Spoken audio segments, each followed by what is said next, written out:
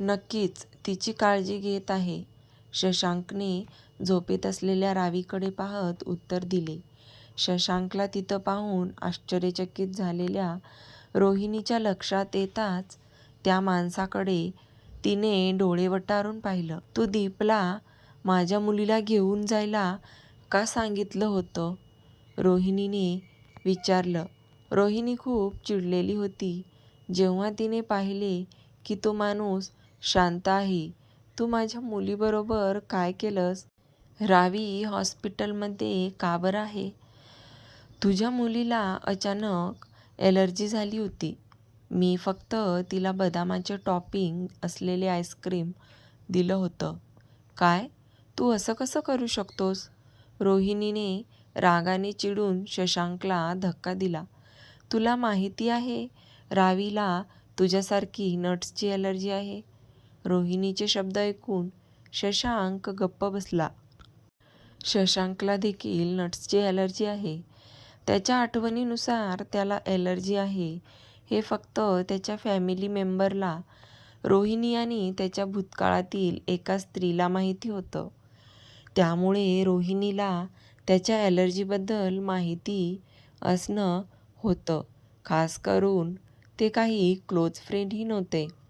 रोहिणी शशांकसोबत असतानाच भेटलेले होते आणि शशांकने तिला हे सांगणं अशक्य होतं, कारण त्याला स्वतः त्याच्या ॲलर्जीबद्दल शारदासोबत लग्न केल्यानंतरच कळलं होतं. शशांक, तू माझ्या मुलीला कसं दुखवू शकतोस? त्या माणसाच्या रुंद छातीवर मारताना रोहिणी ओरडली. मी तुझ्याबरोबर काय चुकीचं वागले की तू असं करतोस? खूप दिवसांपासून तू मला त्रास देत होतास, पण मी एकवेळी तुझ्यावर प्रेम करत होते म्हणून गप्प होते. पण आता मी गप्प बसणार नाही. काही झालं तर मी तुला सोडणार नाही. शशांकच्या मुठी घट्ट आवळल्या. हे लक्षात न घेता चिडलेल्या रोहिणीने आपल्या मनातील सगळे ओझे व्यक्त करत राहिली. Shut up idiot! रोहिणीचा हात धरून शशांक ओरडला, जी त्याला मारत होती. आपण असेच ओरडत राहिलो तर रावी जागी होईल. रोहिणीला आपण काय करत आहोत हे समजलं. ती लगेच गप्प झाली आणि लगेचच आपल्या मुलीच्या बेडकडे गेली. शशांकने मनात प्रश्न घेऊन खोली सोडली. खोली सोडणे त्याने पसंत केले. सर ठीक आहे ना? रावीच्या खोलीतून बाहेर पडताना बॉस दिसताच दीप म्हणाला. शशांक गप्प बसला होता. शेवटी तो थांबला होता जेव्हा त्याला रोहिणीने सांगितलेली प्रत्येक गोष्ट आठवली. रोहिणी माझ्यावर प्रेम करते कसं शक्य आहे? आम्ही तर कधी नीट एकमेकांना भेटलोही नाही. रोहिणी रागावली असताना जे काही बोलली होती ते आठवून तो कुरकुरला. त्याला काहीतरी जाणवलं म्हणून त्याचे हात आता आणखीन घट्ट झाले होते. दीप, रोहिणीबद्दलची संपूर्ण माहिती पटकन शोध. काहीही चुकू नकोस, खास करून तिच्या पास्टविषयी, शशांक म्हणाला. हो सर, पण रावीचे काय? शशांकने मागे वळून पाहिलं. खास करून रोहिणीच्या मुलीच्या खोलीच्या दाराकडे. तिची आई तिची काळजी घेईल आणि आपल्या लोकांना इकडे तिकडे पहारा ठेवायला तयार कर. Okay sir. आपल्या पर्सनल असिस्टंटला आदेश दिल्यानंतर शशांक हॉस्पिटलमधून बाहेर पडला. रोहिणी ही तीच रोहिणी आहे? अशक्य आहे. तो कारमध्ये बसल्यावर खिडकीकडे पाहत असताना बडबडला.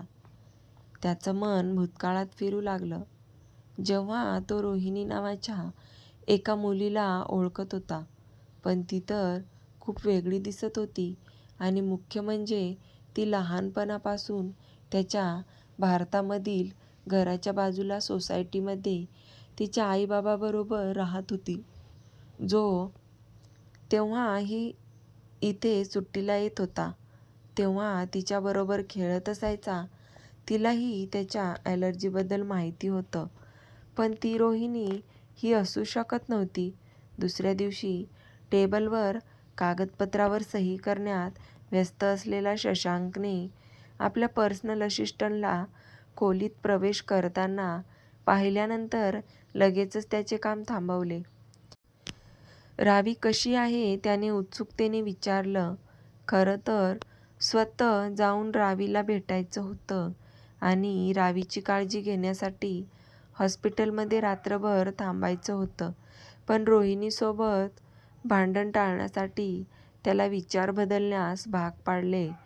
तो रोहिणीला त्याच्या उपस्थितीमुळे दडपण आणू इच्छित नव्हता. 5 मिनिटांपूर्वी मिस रोहिणीने रावीला हॉस्पिटलमधून घरी आणलं आहे, दीप म्हणाला. काय? शशांक आश्चर्याने ओरडला. ती घरी का घेऊन गेली? रावीची अजून काळजी घेतली पाहिजे. शशांकला रावीवर उपचार करणाऱ्या डॉक्टरांनी सांगितलं होतं की दुसऱ्या दिवशीच घरी जाऊ शकते. मिस रोहिणी यांनी डॉक्टरांना लवकर घरी जाऊ देण्यास भाग पाडलं आणि डॉक्टरांना परवानगी देणे भाग पडलं. दीपने शक्य तितक्या शांतपणे समजावून सांगितलं. मूर्ख बाई, शशांक ओरडला. रोहिणी रावीच्या तब्येतीकडे दुर्लक्ष करत आहे हे कळाल्यावर तो खूप चिडला होता. जर त्याची शंका खरी ठरली आणि रावी ही त्याचीच मुलगी असेल तर तो नक्कीच रावीला रोहिणीपासून दूर करणार होता. त्याला आधीच शंका आली होती. रावी ही त्याची मुलगी आहे. स्वतःमध्ये आणि रावीमधील खूप समानता दिसून आली होती आणि शेवटी काल त्याने रोहिणीच्या नकळत DNA टेस्ट करण्याचा निर्णय घेतला आणि आता त्याला फक्त त्याच्या DNA टेस्टच्या रिझल्टची वाट पाहावी लागणार होती. तुम्हाला टाळण्यासाठी मिस रोहिणी मुद्दाम रावीला लवकर घरी घेऊन गेल्या आहेत असं दिसतं, दीप म्हणाला. हे तर नक्कीच आहे, शशांक हसत म्हणाला. अरे हो, कालच्या माझ्या कामाचं काय? तुला रोहिणीबद्दल काही माहिती मिळाली का? हो सर. दीपने त्याला रोहिणीचा डेटा असलेली एक फाईल दिली जी त्याने मोठ्या कष्टाने मिळवली होती. शशांकने फाईल उघडली आणि त्यातील सगळी माहिती वाचून लगेच आश्चर्यचकित झाला. रोहिणी पॅरिसमध्ये शिफ्ट होण्यापूर्वी असलेली माहिती होती ही. त्याबरोबर तिचा एक जुना फोटोही होता. शशांक कुजबुजला आणि तो त्या फोटोकडे पाहत राहिला. होय सर, हा फोटो मिस रोहिणीचा आहे. तुम्हाला नक्कीच वाटणार नाही की या फोटोतील किशोरवयीन मुलगी मिस रोहिणी आहे. एक किशोरवयीन जी अगदी सामान्य दिसत आहे, दीप म्हणाला. त्याचा तेव्हा ॲक्सिडेंट झाला होता म्हणे. त्यात त्यांचा चेहरा पूर्णपणे डॅमेज झाला होता आणि मग त्यांची प्लॅस्टिक सर्जरी करावी लागली म्हणूनच त्या आता एवढ्या वेगळ्या दिसत आहेत, दीप त्याला मिळालेल्या माहितीवरून सांगू लागला. त्याचा असिस्टंट काय बोलत होता याकडे त्याचं लक्ष नव्हतं, तर तो भूतकाळातील घटनांमध्ये गुंतला होता. जिथे तो रोहिणीला ओळखत होता, इंडियामध्ये त्याचं कुटुंब सुट्टीवर असताना त्याला भेटलेल्या किशोरवयीन मुलीची आकृती, एक मुलगी जी त्याची मैत्रीण बनली होती. जेव्हाही तो पॅरिसवरून इथं येत होता तेव्हा नक्कीच तिला भेटत होता. पण एका सुट्टीच्या वेळी असं झालं की तो आला पण त्याला ती कुठेच सापडली नाही. त्याने खूप शोध घेतल्यानंतर त्याला समजलं की रोहिणीला तिच्या नातेवाईकांनी नेले होते कारण तिचे आई-बाबा ॲक्सिडेंटमध्ये मरण पावले होते. रोहिणीही त्यांच्याबरोबर होती पण ती सुदैवाने वाचली होती. त्यावेळी ती फक्त 15 वर्षांची होती. शशांक कुजबुजला. ज्यामुळे दीप गोंधळून गेला.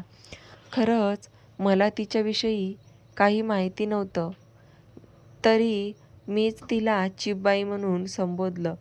फक्त आणि फक्त ती ईशानची गर्लफ्रेंड असून ही माझ्याबरोबर एक रात्र घालवली म्हणून.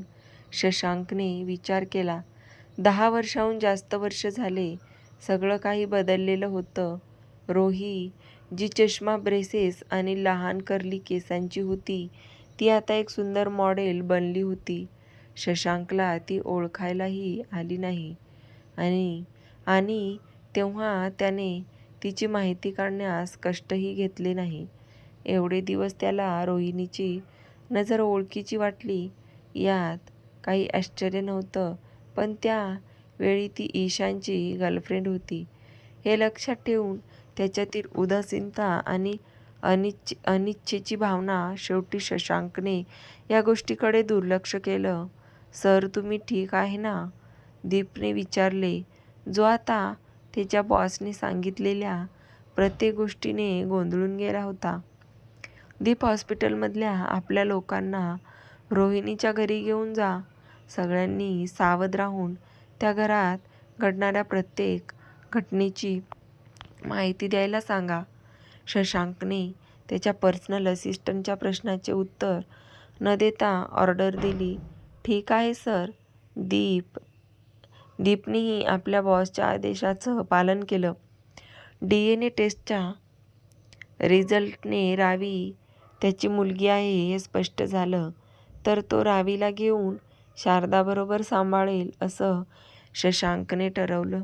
दुसऱ्या ठिकाणी रोहिणी आपल्या झोपलेल्या मुलीकडे एकटक पाहत होती. काही कारणास्तव रोहिणीला असं वाटलं होतं की त्याच्याबरोबर काहीतरी वाईट होईल. कालच्या घटनेनंतर, रावीसोबत घडलेल्या घटनेनंतर तिचे आयुष्य ठीक होईल.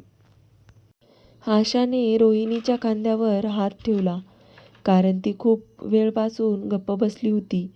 जरा आराम कर, मी रावीची काळजी घेईन. रोहिणी अजून रावीकडे नजर न वळवता गप्पच होती.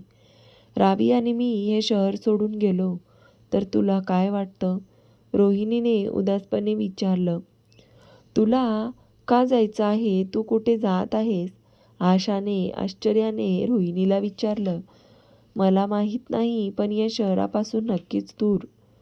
नाही, तुम्ही नाही तर माझं काय होईल? आशा, रोहिणी आणि रावीला जाऊ द्यायचं नव्हतं, कारण तिला त्या दोघीची सवय झाली होती. तुला अजून आई बाबा आहेत, त्याचं काय? रोहिणी हसत म्हणाली. हो, पण गोष्ट वेगळी आहे. ते असंही कुठे माझ्याबरोबर असतात. तुम्ही लोक गेलात तर मी तुमच्यासोबत येईन. तिच्या आणि रावीच्या राहण्यासाठी योग्य जागेचा विचार करत असतानाच डोके हलवलं, कारण इथून जाण्याचा तिचा निर्णय अंतिम होता. मम्मा तुझ्यासाठी काहीही करेल बाळा, रोहिणी म्हणाली आणि रावीच्या कपाळावर किस केला. दुसऱ्या दिवशी रोहिणीने आशाच्या मदतीने तिचे आणि रावीचे सर्व कपडे सुटकेसमध्ये भरण्याची तयारी सुरू केली. प्लॅन असा होता की आज दुपारी रोहिणी इथून निघणार होती. मम्मा, आपण कुठे जात आहोत? सगळे कपडे आणि सामान सुटकेसमध्ये टाकण्यात व्यस्त असलेल्या मम्मा आणि आशा आंटीकडे एकटक पाहणाऱ्या रावीने विचारलं. आपण सुट्टीवर जात आहोत बाळा. रोहिणीने रावीच्या केसावरून प्रेमाने हात फिरवला. आपण सुट्टीवर जात आहोत, मज्जा येईल.